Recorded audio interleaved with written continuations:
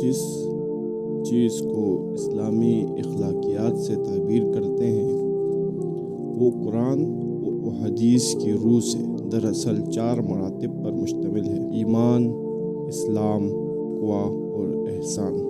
ये चारों मरातिब यके बाद दीगरे इस फितरे तरतीब पर वाक़या हैं।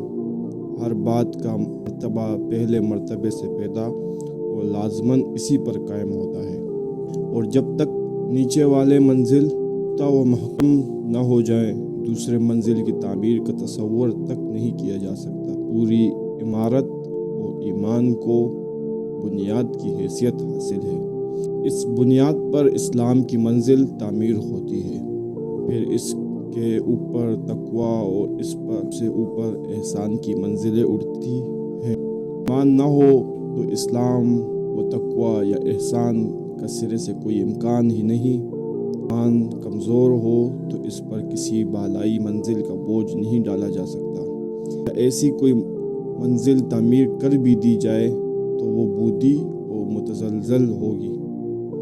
हदूद में वो महदूद होगा। इस्लाम, तक़वा और एहसान भी बस इन्हीं हदूद तक महदूद रहेगी। इस्लाम, तक़वा और एहसान भी इन्हीं हदूद तक महदूद रहेंगे। जब तक ईमान पूरी तरह सही, पुख्ता और वसी न हो, कोई मर्द आकिल जो दीन का फ़हम रखता हो इस्लाम, तक़वा या एहसान की तामीर का ख़याल नहीं कर सकता। इस तरह तक़वे से पहले इस्लाम और एहसान से पहले तक़वा, तसीह, पुख्तगी और तोसी ज़रूरी है। लेकिन अक्सर हम देखते हैं कि लोग इस फितरी वासली तरतीब को नज़रअंदाज करके ईमान और इस्लाम की के बाद वो एहसान की बातें शुरू कर देते हैं। ये भी ज़्यादा अफसोसनाक ये है कि बिलअमूम लोगों के जहनों में ईमान और इस्लाम का एक नहायत महदूद तस्वुर कागज़ी है।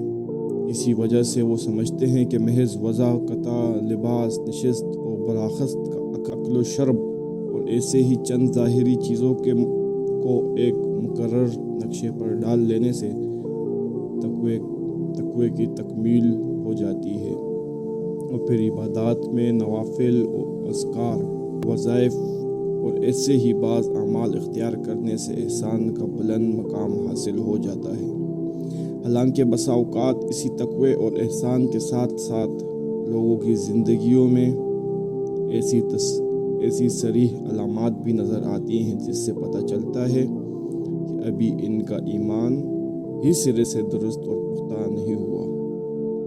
ये गलतफहमियाँ जब तक मौजूद हैं, किसी तरह ये उम्मीद नहीं की जा सकती कि हम इस्लामी अखलाकियात का मनसब पूरा करने में कभी कामयाब हो सकेंगे। लिहाजा ये ज़रूरी है कि हमें ईमान, इस्लाम, तक़वा और एहसान के इन चारों मरातिब का पूरा तस्वुर भी हासिल हो, और इसके साथ हम इनकी फितरी तरतीब को भी अच्छी तरह समझ लें।